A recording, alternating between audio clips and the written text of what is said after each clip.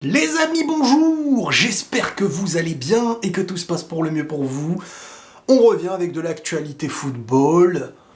Kylian Mbappé, Vinicius. Les deux monstres du football sont réunis à l'entraînement et on a vu les images. Et en tant que Madrilène, on était tous attentifs. Alors, je sais pas si je me fais vieux, si j'ai des émotions que je n'aurais pas eu par le passé. Je sais pas si pour vous, ça vous a fait la même chose. Mais voir Vini, Kylian, Bellingham, Rodrigo, etc. ensemble, voir Kylian marquer à l'entraînement, sauter dans les bras, voir Vinicius marquer, sauter dans les bras l'un l'autre avec Vinicius et Kylian, les deux ensemble. C'est des images, moi, qui me font plaisir. Hein. C'est des entraînements que je savoure en ce moment. Je suis impatient de voir le premier match où on aura droit à Mbappé, Vini, Bellingham, Rodrigo. Je suis impatient. J'attends cet avant-match et ce match comme une finale de Ligue des Champions. Vraiment, vraiment impatient, les amis. On va se régaler. J'ai sélectionné, dans les questions que vous m'avez posées sur Twitter, des questions pour un petit peu revenir sur l'actualité football et les réponses et les thèmes que vous voulez qu'on aborde. Donc, premièrement, salut Riles, que penses-tu de l'arrivée de Dani Olmo au Barça ? Pour toi, c'était vraiment une priorité de recruter à ce poste, ou alors qu'il y a des manques ailleurs, par exemple le latéral droit, l'ailier gauche et un 6. Alors, tout dépend, et faut toujours prendre la question sous plein d'angles. Faire venir Olmo au Barça, c'est cohérent. C'est cohérent à leur football, c'est un joueur qui peut apporter, qui a de la jeunesse, et c'est un Espagnol. Donc, est-ce qu'il va apporter au Barça ? Je suis convaincu que oui. Maintenant, si on me dit, il n'y a qu'un choix à faire, c'est entre Olmo et par exemple Nico Williams, que les deux, par exemple, veulent venir. Moi, je partirais du principe que Nico serait plus important, parce que c'est un poste qu'il manque, et tu mets directement le joueur qui manque dans ce poste-là. Là où Olmo, je me dis, attends, tu vas le faire jouer comment ? Alors, il n'y a qu'un poste, c'est à gauche. Parce que devant, il y a Lewandowski, à droite, maintenant, il y a Lamine Yamal. Après, l'instaurer au milieu offensif, etc., ça devient compliqué. Parce que t'as Pedri, t'as Gavi, t'as Gundogan, t'as De Jong, et t'as maintenant Fermin Lopez. Et honnêtement, Fermin Lopez, moi je vous le dis, les copains, ce serait très bête pour le Barça de le freiner. Hein. Il est très souvent, et même en Ligue des Champions dans certains matchs, très souvent décisif. Et c'est pourtant un jeune aussi, qui certes n'a plus 17 ans, mais il est jeune, hein, il a 21 ans je crois. Et Fermin Lopez, déjà il nous fait des Jeux Olympiques où il montre qu'il était au-dessus du niveau.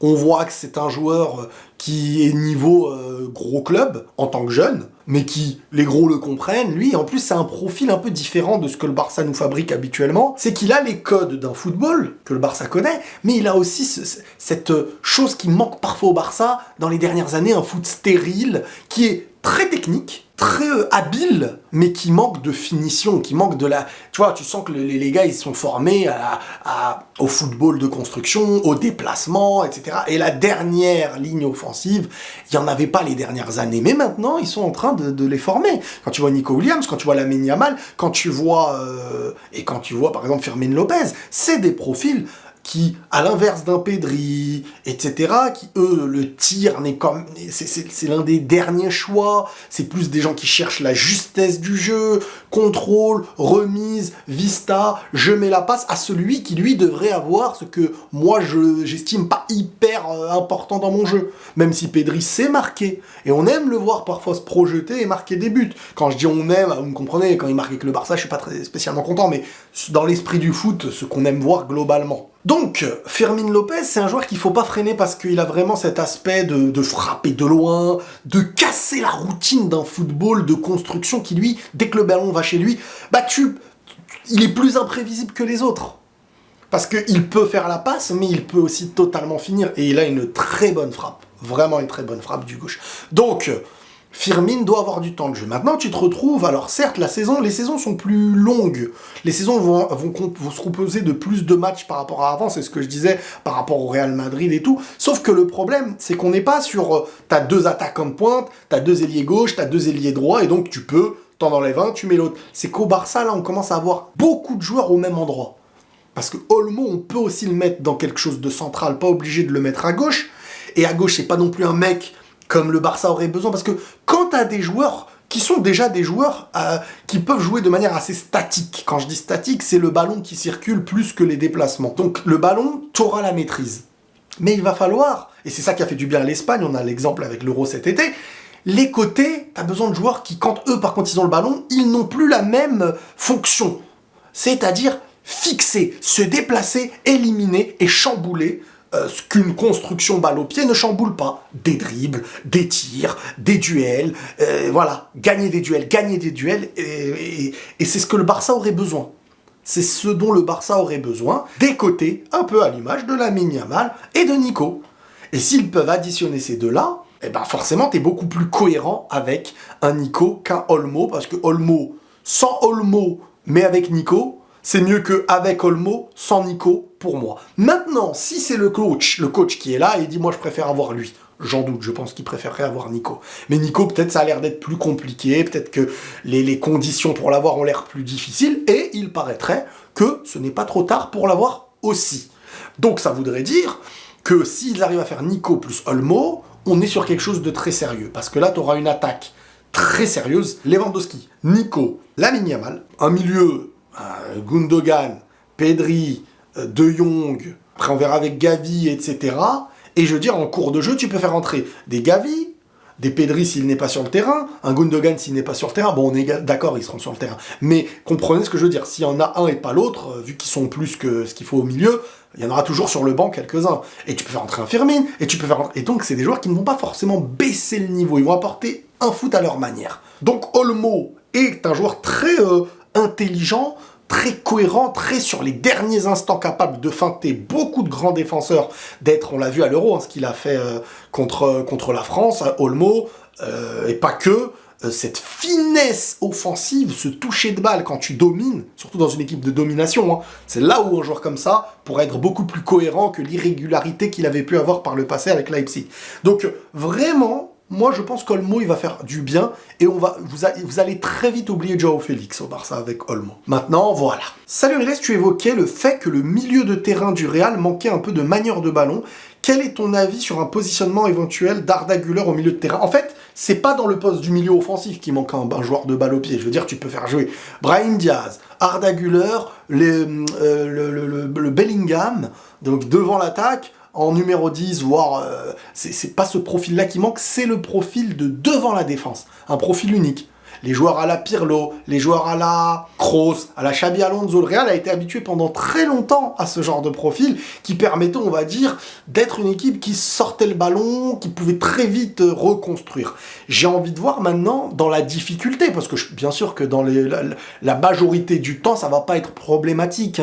Un Tchouaméni, Camavinga, Valverde suffiront amplement, parce qu'en plus de ça, devant... Parce que c'est simple, si tu sors moins bien le ballon, mais que tu le sors de manière convenable, mais que devant tu mets 3 buts par match minimum, parce que t'as Vini, Mbappé, et Rodrigo et Bellingham, je me dis bon, en vrai, c'est d'une autre manière que tu gagnes, c'est que tu écrases offensivement tes adversaires. Donc en soi, je suis pas inquiet.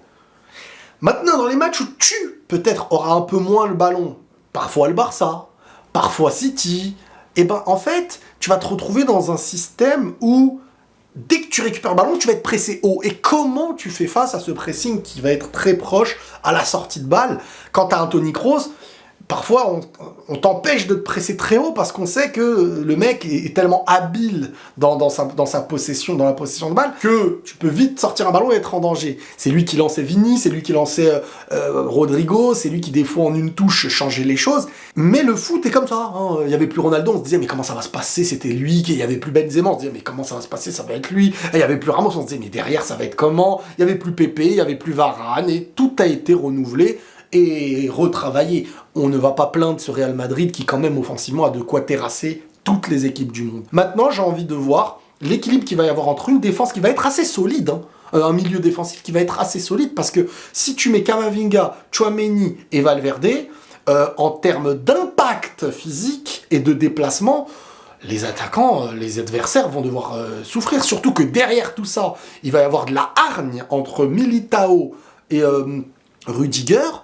on compte Mendy d'un côté, Carvajal de l'autre, c'est des bons lascars, les mecs. Donc, en soi, voilà. Mais pour répondre à ta question, Arda Güler n'est pas un joueur qu'on positionne bas, c'est un joueur qu'on met haut pour un apport offensif, là où un Kroos apportait à la défense par ses ballons qu'il faisait sortir, etc. Pouvez-vous parler de la domination de l'Espagne sur le plan footballistique? C'est énorme, j'ai presque jamais vu une telle domination. Alors, il y en a eu, mais ce que je trouve fou là, c'est qu'en fait, à tous les étages, ils ont gagné. Féminin, olympique, Ligue des Champions, il manque peut-être l'Europa League, une équipe espagnole, ils à tous les étages, Euro avec les A, JO avec les jeunes, féminine, le Real avec la Ligue des Champions, il manquait juste l'Europa League, et là t'as les 5 types de compétitions différentes avec l'Espagne qui gagne son truc, quoi. Énormissime, énormissime. Et pourtant, ils n'étaient pas non plus les grands favoris, on va pas se mentir. Hein. On disait l'Angleterre, on disait la France, on disait l'Allemagne à l'Euro. Soyons honnêtes, énormissime. Firmin mérite-t-il le top 30 Ballon d'Or? Ce qui sera nominé, je sais pas si ça compte les Jeux Olympiques pour le Ballon d'Or, mais si ça compte, il marque les esprits peut-être en étant meilleur joueur d'une compétition olympique. Donc, derrière Teddy Riner, non, plus sérieusement, je pense sincèrement que top 30, pourquoi pas? Son nom peut ressortir sur la saison à travers ce qu'il a fait au JO. Et puis, il n'était pas du tout dégueulasse dans la saison quand il jouait avec le Barça. Donc, ça me dérange pas, mais après, vous savez, top 30, des fois, en fait, les gens votent pour les 3 premiers, globalement, 3, 4, 5, 6, et après, c'est un décompte dans le désordre. Mais après, arrivé aux 10 premiers, les votes n'ont plus de sens derrière, c'est ça. Carvajal, tu dis qu'il doit être top 3 Ballon d'Or, alors que Alvarez, l'année dernière, il a gagné plus que lui, mais il n'a pas fait top 5. Oui, mais déjà, l'année dernière, Alvarez, dans beaucoup de compétitions, il n'est pas titulaire. Avec City, il n'est pas titulaire.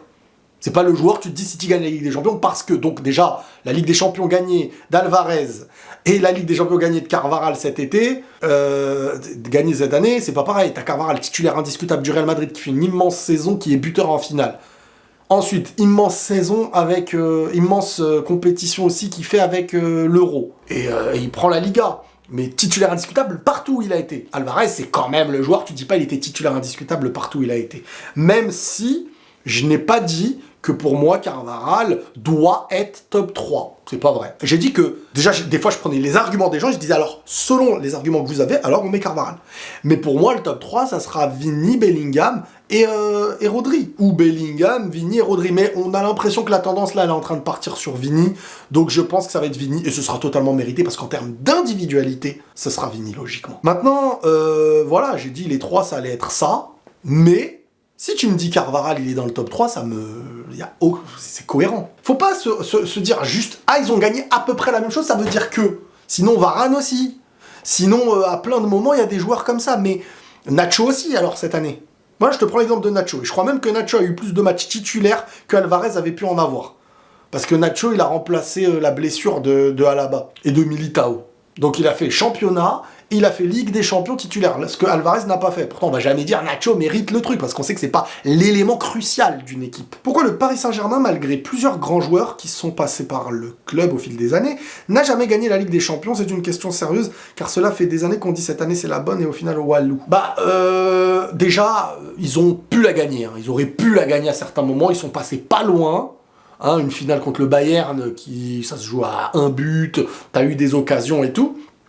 Il y a eu d'autres saisons où ils étaient compétitifs pour aller la gagner, mais ça s'est joué sur une élimination contre City et tout. Et des fois, tu sais, le foot, ça se joue à des détails. Donc, je trouve qu'ils ont été compétitifs à certains moments pour la gagner. Maintenant, quand ils n'ont pas été au niveau, ça dépassait l'aspect sportif, qui est un aspect politique mal géré par le club, et qui ne facilite pas les joueurs, voire qui les rend moins sérieux. Mais ils ont quand même eu des moments où ils étaient, par exemple, quand ils font la finale, ils peuvent la prendre, hein. Ils peuvent la prendre. Il y a eu d'autres années où ils peuvent la prendre aussi. Tu penses quoi de Firmin? Ça, je vous l'ai dit.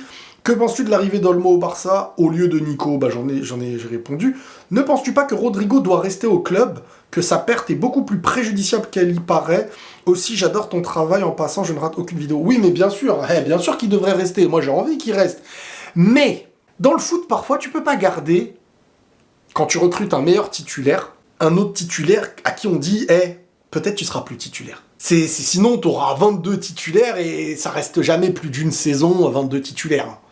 Donc, moi je comprendrais Rodrigo. Je veux qu'il reste à tout prix. Et si on me dit qu'il reste cette année, mais je fais la fête. Vini, Mbappé, Rodrigo, Bellingham, Arda Güler, Brahim Diaz, Hendrick. Waouh! Ouais, je fais la fête. À ma manière, toi, comme ça tout seul, mais je fais la fête. Mais si on me dit il part, bah, je peux comprendre aussi. C'est ça en fait la nuance. Donc bien sûr, s'il part, moi je suis déçu, je suis triste, je me dis purée, il sera plus au Real, ça y est, il a fait des choses, on aimait voir ça, mais c'est la vie du football quoi. Un échange Rodrigo, Grealish, plus somme d'argent acceptes-tu? Déjà, somme d'argent toute seule, même si elle est plus grande, je l'accepte pas. Grealish, autant payer pour en payer. Hein. Tu prends Grealish plus une petite somme, pour moi, t'es perdant. Grealish, t'en as pas besoin. Il est bon, hein. Mais est-ce que dans le football de Madrid, en Espagne et tout, lui c'est le pur anglais et tout? Non. Le PSG a perdu son attractivité ou c'est la politique globale du club qui a changé ou là?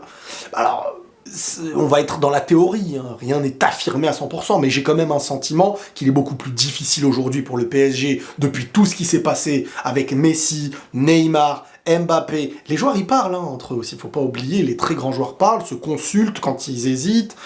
Paris a un point fort, c'est que...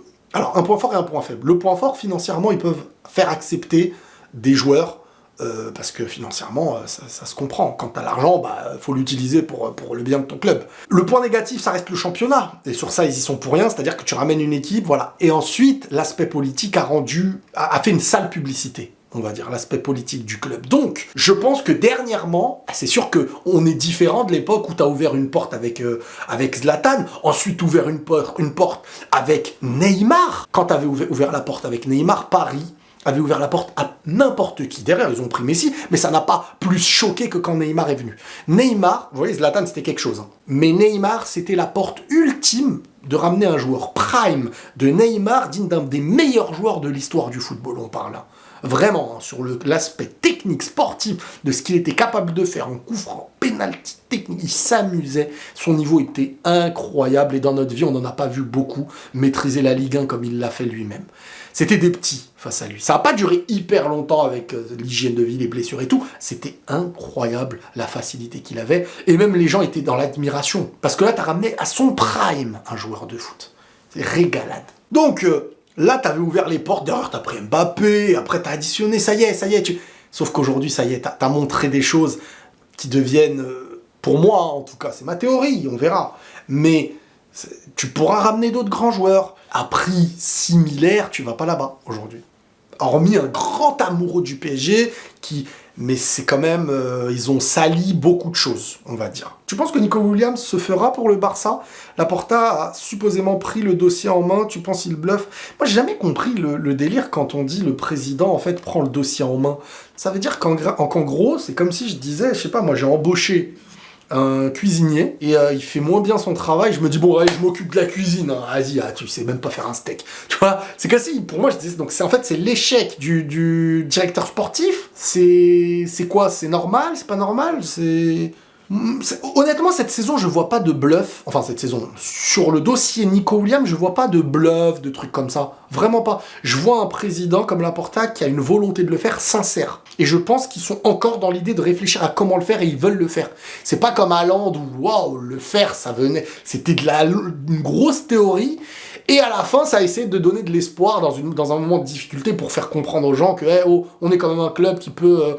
même si le Barça reste un club, pour moi, qui peut être attractif. Parce que même dans les difficultés et tout, ils ont un championnat, et c'est un club qui a une belle ville, et en plus, c'est-à-dire que tu sais satisfaire la famille du joueur, et en même temps, tu es dans un club sportivement qui, voilà, tu passes à Barcelone, tu marques dans ton histoire quelque chose d'historique, hein, même dans un petit Barcelone. C'est comme ça, comme quand un gars va au Milan AC, on peut dire ce qu'on veut, mais dire j'ai porté le maillot du Milan, j'ai porté le maillot du Barça, et le Barça, ça a quand même un football qui est, même dans leurs difficultés, ils avaient un football, c'était pas le football de Pep tout le temps, mais voilà, il y a de la formation, t'as des jeunes trucs, t'as toujours au moins un petit génie dans l'histoire, Non, le Barça, t'as beaucoup d'aspects qui restent attractifs, on va pas se mentir. Donc après, faut régler les problèmes économiques et financiers qui peuvent exister parfois, mais ils peuvent le faire, le Nico. Et moi, je pense qu'il veut y aller, hein, personnellement. Je pense vraiment que Nico peut et veut aller au Barça. Et que tout dépend maintenant de comment ils vont...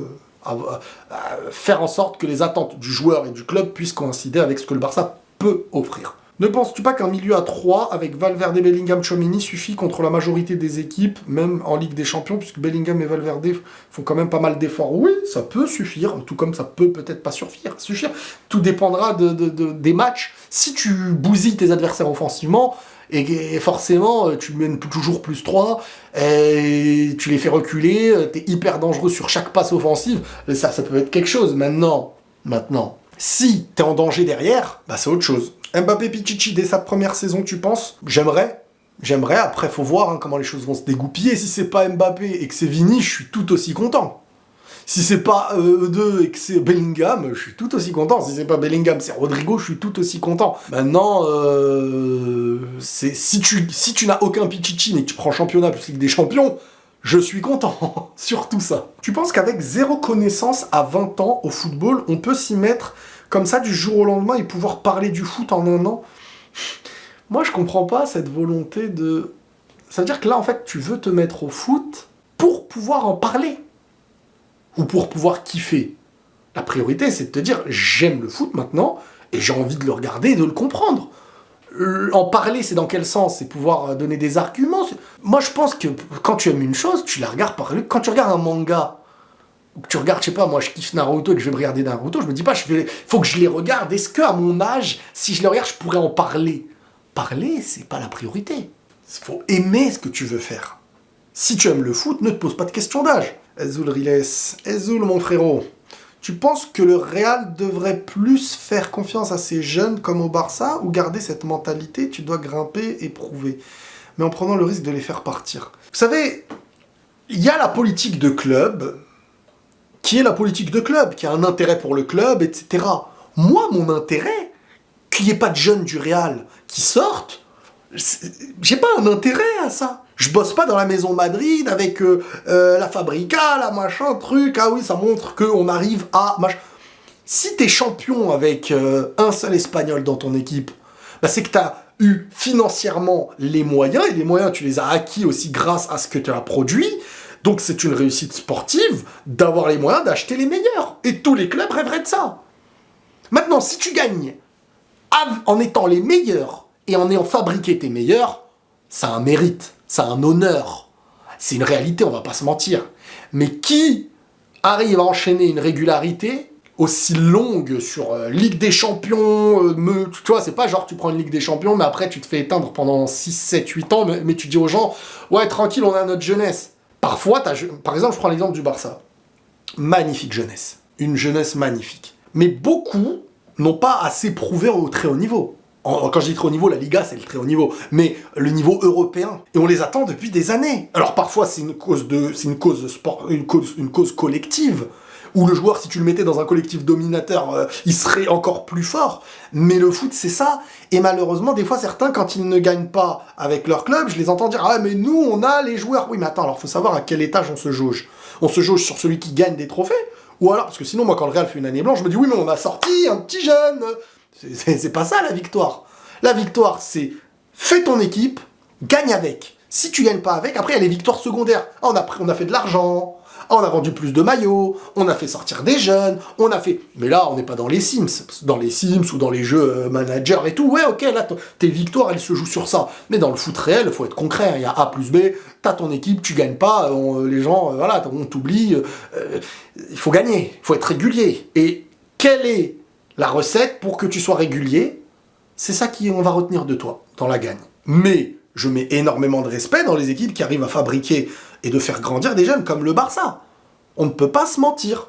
Mais si le Barça avait le choix entre fabriquer ces jeunes sans gagner et acheter en ayant une bonne santé économique les meilleurs pour avoir la meilleure équipe, genre là tu me dis Haaland, ils prennent Haaland, tu me dis ils peuvent avoir Tu me dis là, s'ils peuvent avoir Haaland, s'ils peuvent avoir Nico, s'ils peuvent avoir machin, ils vont pas se dire non, on préfère faire nos jeunes. Ça dépend du jeune. Il faut qu'il ait le niveau mieux que ce que toi tu peux recruter. Mais si ce que tu peux recruter est toujours meilleur que ce que tu as et que cette santé financière te permet d'avoir toujours meilleur que ce que tu vas pas dire je préfère ce que j'ai. Salut Riles, dans ta dernière vidéo, tu dis que Rodrigo pourrait envisager City pour plus de temps de jeu, mais avec Doku et Grealish à gauche, est-ce qu'il serait vraiment titulaire? Après, le football, c'est aussi prouvé, hein. Si tu veux jamais avoir à prouver et être titulaire indiscutable dans tous les clubs, tu ne seras pas dans un grand club. Donc bien sûr que je pense que Pep Guardiola lui promet des choses, et il essaye de forcer, il paraît, mais il doit lui promettre beaucoup de choses. Tu vas jouer à ton poste déjà. Et tu auras tel temps de jeu au max. Et moi, je veux faire de toi un titulaire. Et moi, ceci. Mais si maintenant il arrive et que Doku fait meilleur, j'allais dire Deku encore, que Doku fait mieux que lui, bah, la logique du foot, c'est ça aussi. C'est là la beauté du foot. Quand Hazard arrive au Real Madrid, on lui promet des choses. On lui dit voilà, ton poste, machin, truc. Mais lui, il te donne l'assurance de tes attentes? Non. Donc derrière, boum, il y a un petit jeune, il arrive, bah il va te sauter, mon gars. Et tu n'as rien à dire. Après, Doku, il est moins dans la psychologie du football qu'aime Guardiola. De base, Guardiola, il aime les joueurs qui savent faire des différences, ok, mais qui savent se manier le ballon, combiner parfaitement et tout. Et Rodrigo, il a une plus grande finesse. Alors, en élimination 1 contre 1 et en percussion de Doku, il est meilleur, hein, que Rodrigo. Maintenant, Rodrigo, l'impact des gros matchs, les différences faites, l'expérience et la capacité de pouvoir combiner dans un jeu de construction, là-dessus, il est meilleur, Rodrigo. Pourquoi il y a moins d'artistes sur le terrain aujourd'hui? Parce que ça va être triste ce que je vais dire, même si je préfère les artistes. Mais on est dans un foot où l'artiste fait moins la différence que l'intensif. L'intensité. À moins que l'artiste sur le terrain arrive à vivre de ce qu'il sait faire avec le ballon, additionné à l'intensité. Mais beaucoup de joueurs sont des artistes, mais manquent de cette intensité du foot d'aujourd'hui. Donc, ils savent faire une différence, mais n'arrivent pas à renouveler les choses, sont des joueurs un peu trop à l'arrêt, etc. Donc, c'est des manières de ballon, mais parfois, le foot d'aujourd'hui réclame une intensité physique que les artistes n'ont pas toujours. À l'époque, on en avait beaucoup des joueurs qui étaient artistes sans être des grands joueurs qui se déplacent, des Vérone, des Rui Costa, des Bergkamp. Vous voyez, mais aujourd'hui, c'est ceux qui ressemblent un peu à des Joao Félix et tout, quoi. Donc les meilleurs sont ceux... Les meilleurs d'avant, c'était les artistes, ceux qui maniaient le mieux le ballon et qui savaient faire la différence. Parce que l'intensité était beaucoup moins grande qu'aujourd'hui. Aujourd'hui, les meilleurs resteront les artistes, balle au pied, mais qui additionneront ça à une intensité. Parce que quand il n'y a que l'aspect artiste, ils ne font plus partie des meilleurs joueurs du monde. Voilà les amis pour cette vidéo, j'espère qu'elle vous aura plu. N'hésitez pas à liker Bébert, il va vous mordre, vous comprenez pas, vous allez vous réveiller, vous allez avoir des genoux gonflés. Bébert, il tape aux genoux direct. Prenez tous soin de vous les amis, et la paix sur vous.